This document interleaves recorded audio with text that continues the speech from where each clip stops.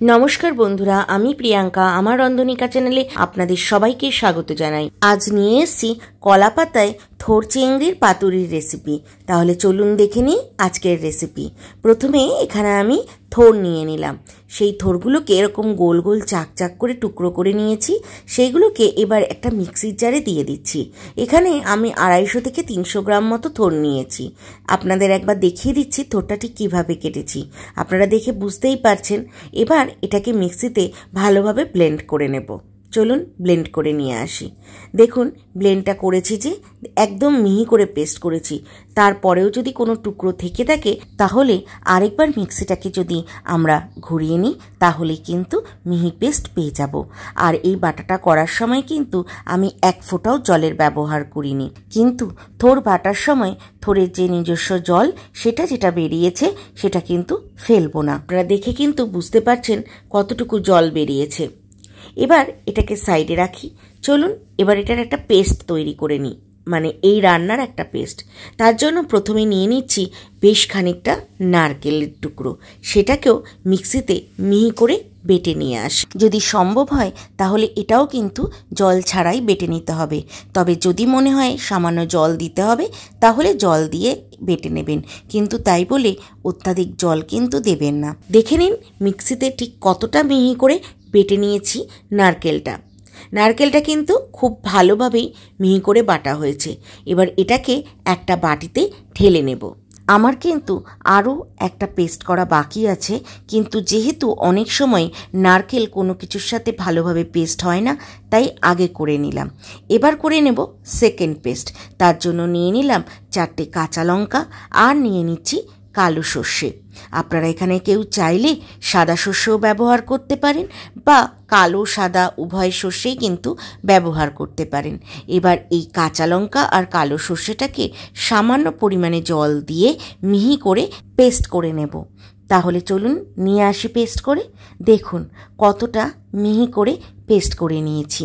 এবার আপনারা ভাবছেন তো এই যে 3 রকম বাটা এই দিয়ে কি হবে, তাহলে দেখতে থাকুন।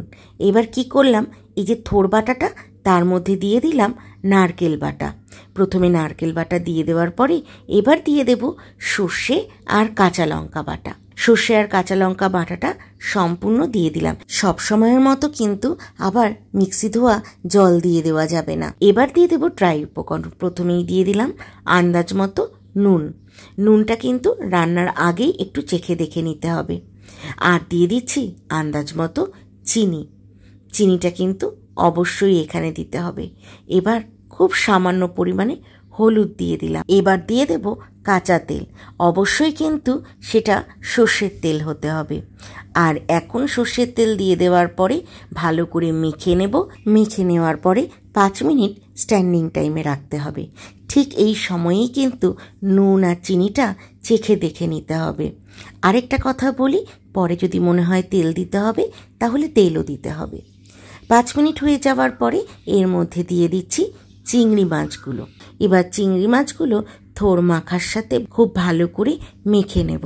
এই জন্যই আগে অর্থাৎ চিংড়ি মাছ দেওয়ার আগে একটু চেখে নিতে বলেছিলাম।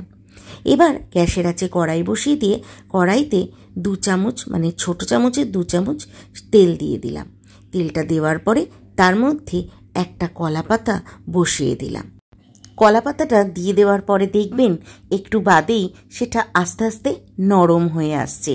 কালারটা চেঞ্জ হলেই বুঝতে পারবেন যে সেটা নরম হচ্ছে। আর কেউ যদি চান আলাদা করে কলা পাতা নরম করে নেবেন তাহলে তো হয়েই গেল, কিন্তু আবার কলা পাতা নরম করব এই ব্যাপারটা যদি কারো থাকে তাহলে এইভাবে করে নিতে পারেন। এবার ঠিক যেভাবে আগের কলা পাতাটা দিয়েছিলেন তার উল্টো পিঠ করে আরেকটা কলা পাতা দিতে হবে, যাতে সব দিক থেকেই কড়াইটাকে কভার করা যায়। এই কলা পাতাটাকেও একটু চেপে চেপে নরম করে নিতে হবে। ব্যাস দেখুন মোটামুটি কিন্তু হয়ে গেছে। এবার কলা পাতাটার মধ্যে একটু সর্ষের তেল দিয়ে নিলাম, কারণ তেল না দিলে পাতুরি অনেক সময় কলা পাতার গায়ে আটকে যেতে পারে। এবার আপনাদের সাথে একটা কথা শেয়ার করে রাখছি। কড়াইয়ের মধ্যে যে দিকটা কলা পাতার তেল চকচকে হবে সেদিকটা দেব, আর উল্টো পিঠটায় এই থোড় চিংড়ির যে মাখাটা সেটা দিয়ে দেব। থোড়া চিংড়ির মাখাটা একটু ভালো করে হাত দিয়ে ছড়িয়ে দিলাম। এবার দুটো কাঁচা লঙ্কা এতে দিয়ে দিলাম। এবার 5-7 মিনিটের জন্য ঢাকা দিয়ে দেব। এর মধ্যে কিন্তু ঢাকা তুলব না, আর আঁচটা কিন্তু অবশ্যই মিডিয়াম থাকবে। 5-7 মিনিট বাদে দেখব কলা পাতায় যে দিকটা থোড়া চিংড়ির মাখাটা দেওয়া হয়েছিল সেই দিকটা হয়ে গেছে। এবং বুঝবো কী করে? যখন দেখব জলটা টেনে গেছে আর ড্রাই হয়ে গেছে।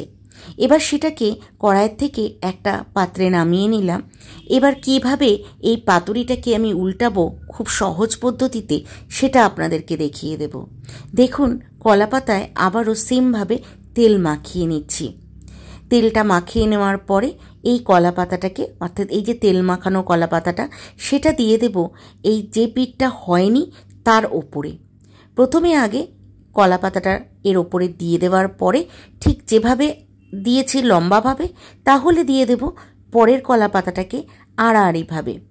কিন্তু একটা কলা পাতা দিলে হবে না, একটু মোটা বেস লাগবে, সেই জন্য আমি ওখানে আরেকটা কলা পাতা দিয়েছিলাম।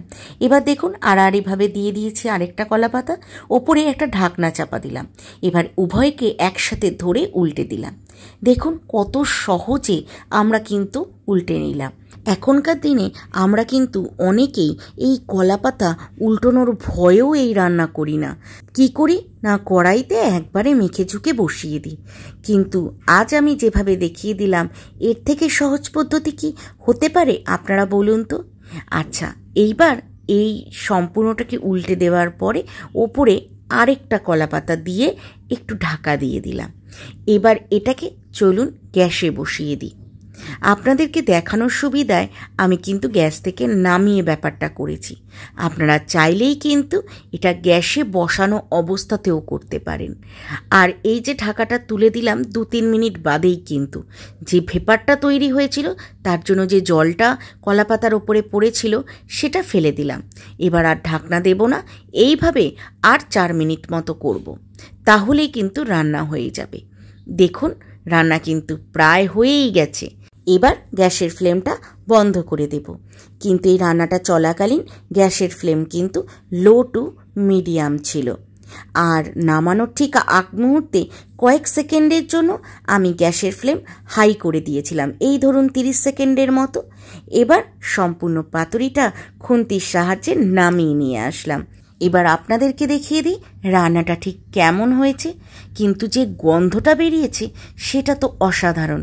কিন্তু সেই গন্ধটা নেওয়ার জন্য অবশ্যই আপনাদেরকে বাড়িতে রান্নাটা করতে হবে। আর আমি এই রান্না করার সময় যে যে টিপসগুলো দিয়েছি সেগুলো কিন্তু অবশ্যই ফলো করে নেবেন। আর আমার রেসিপিগুলো যদি ভালো লেগে থাকে তাহলে লাইক, শেয়ার, সাবস্ক্রাইব করার অনুরোধ রইল। আর নিচে থাকা বেল আইকনটা অবশ্যই প্রেস করে দেবেন, তাহলে সবার আগে নোটিফিকেশন আপনাদের কাছে পৌঁছে যাবে।